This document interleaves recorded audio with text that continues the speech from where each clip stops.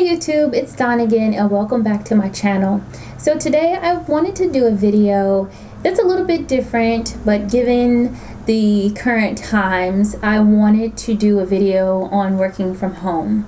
So I know there are a ton of videos like this on YouTube, and I, for one, have been working from home for almost 4 years now. I don't own my own business, so it is for my employer. And I thought it'd be great, kind of thinking of ways that I can help out in these interesting times. A lot of people are now having to work from home who've never done it before, which can really kind of throw off your rhythm of working. A lot of people are working from home now that have children as well. And so I wanted to, as I mentioned, give my take on working from home as a way to maybe take a little bit of the anxiety out of the whole concept and hopefully calm your nerves just a little bit. Here are my unorthodox ways of working from home, being productive, yet enjoying the flexibility. So stay tuned. So tip number one is find a designated spot to work. Now, as I say this, I don't necessarily mean that's the only place that you have to work, but I think it's a good place to start your day.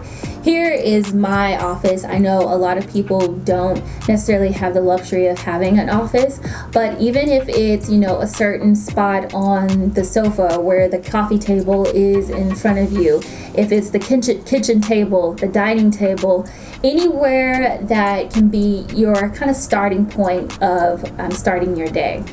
I don't believe that you only have to work in one area.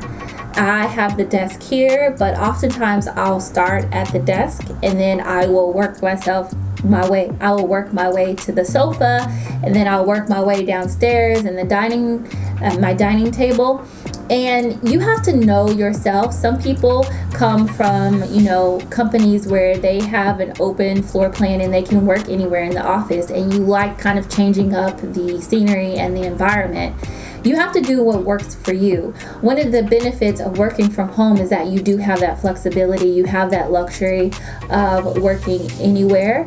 Now, given the times, we aren't allowed to go to a coffee shop or a library or any place like that, but even working outside, take advantage of when there's a nice day out. But I do think that it's good to have a place that you start your day and have kind of like a routine where you start. My routine, I make coffee, I bring it up here, and then I will start my day. This is not where I end my day by any means, but it's just getting me in work mode, I guess you could say. If I know I'm here, I'm working, I have my coffee, it's time to start the day. Tip number 2. So as you see, I am in my pajamas. This is one of the things I read a lot where they say, hey, don't work in your pajamas, get ready for work, get ready as you would as if you were going into the office. And I believe that there is some truth to that in terms of it helping with your productivity. But my opinion is one of the benefits of not having to actually go into work is having all of that time that we spend getting ready and commuting. It allows you to sleep in a little bit more, which I am a huge fan of getting rest. And also, if you're comfortable, that's the main thing that I think makes people productive. If you're more comfortable dressing up, by all means dress up. But don't feel like you have to do that, otherwise you won't get any work done. That's ridiculous, A lot of us work in places where even if you go into the office, people have on jeans and sweatpants and sneakers and all of that kind of stuff. So it's like a step above like actually wearing pajamas. And the company runs just fine. So don't put too much pressure on yourself to get all dolled up just to go work at your kitchen table or on your balcony. The main thing is that your mind is focused and you're able to do what you need to do. Yes, your physical appearance will affect that, but given the times, I think more rest is probably more important than getting all dolled up. Now, one of the things that I think is a good idea is if there are certain days that you feel like you may need a little more of a boost, maybe a Wednesday, hump day, not so much. Looking forward to that day. Maybe dress up on that day, but don't feel obligated to dress up every day, because then you will have more laundry. Laundry means more work, and do you really want to do all of that right now? No. So my tip number 3 would be, when you're working remotely, it's very different in the office in terms of you don't have colleagues that can just, lean over, ask you a question, or come into your office, or however you're typically communicating with your colleagues or your boss for that matter. One of the things that I try to implement is to be readily available, either if that's by a phone call or email or even text messages. In a lot of cases, when someone reaches out to you, communication is vital. If you show your colleagues and your manager or your boss, whoever it may be that you report to, that hey, when you have a question, I can answer it in a timely manner. And then also, if you have a question, reach out to them. And it's all about communication effectively, efficiently, as quickly as possible. Kind of following on from my last point, I think now more than ever, it is really important to call your colleagues and just check on them. Just kind of like a wellness check, if you will, and just see how they're doing. How are they coping with everything? Just chit chat, and it doesn't necessarily have to be around work. I think it's important to maintain those relationships even when you're outside of the office. During normal times, I would always, shoot an email or make a call just so people know, hey, I'm still here. Hey, we're all in this together. And it just helps to understand also for your own mental health that we're all in this together at the end of the day. Everyone is dealing with their own issues outside of how it's impacting work, but just families, friends, their own personal life. And just checking in with one another it works wonders for, like I said, your mental health, their mental health, just making sure that we're all human and looking after each other. Next point is, if you live in a shared space, whether you have a roommate or a spouse or you live with your family, having a designated working space is good, but also you want it to be a little bit in isolation.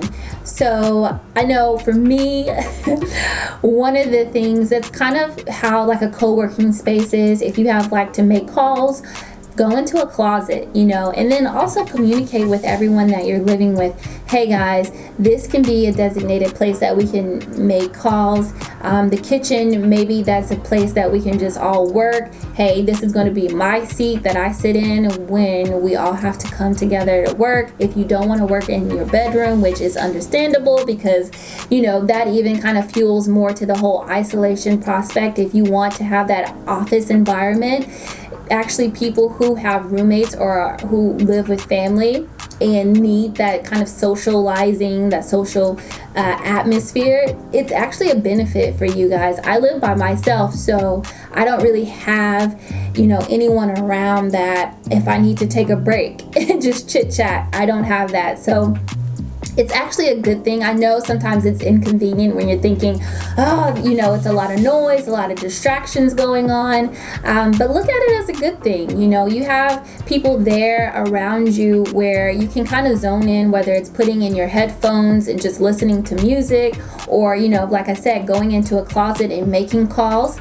But then you also have people there where if you're frustrated, you need a little quick breather, a break. You have people there who are going through it with you that you can chat to, which is pretty awesome, and that's something that we may take for granted, but don't, it's actually a plus that you can look at it that way. The glass is half full. So my next tip are for both people who have kids and people who do not have kids.